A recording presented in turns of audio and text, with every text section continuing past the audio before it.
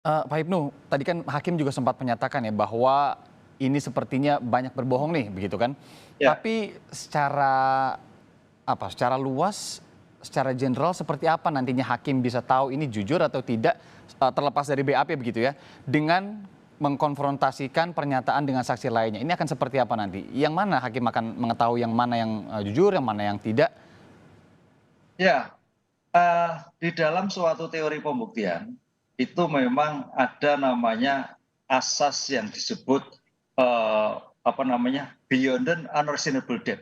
Mhm. Beyond a reasonable doubt. Artinya beyond a reasonable doubt itu adalah bahwa suatu keterangan-keterangan itu harus bermakna, bahwa keterangan-keterangan tersebut harus mempunyai suatu alasan yang rasional, kan gitu.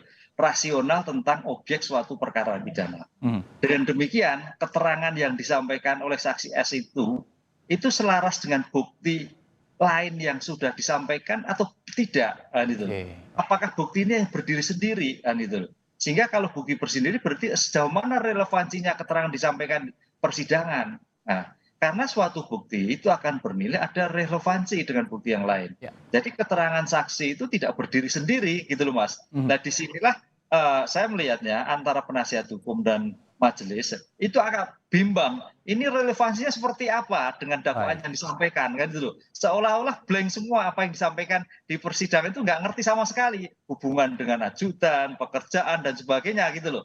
Jadi buntu itu loh Mas kesaksian yang disampaikan itu. Kalau seperti itu berarti bila benar nanti hakim, dapat memformulasikan atau menyimpulkan bahwa keterangannya tidak benar, kemudian juga setelah di cross check dengan BAP tentu tadi sudah, kemudian dengan saksi lainnya ini juga tidak benar atau tidak jujur begitu ya. Ini bisa menjadi keuntungan atau advantage sendiri bagi Eliezer?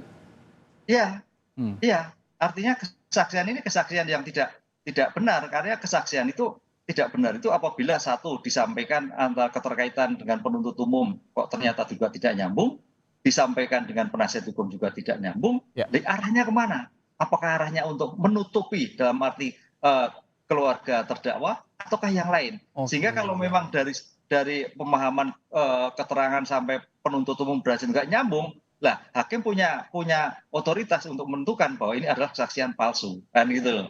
Sepanjang dia tetap bertahan loh Mas. Kalau dia nanti mengakui, "Oh saya itu keliru," coba setelah diancam sumpah palsu, dia akan sadar menjelaskan secara detail, ya tidak jadi.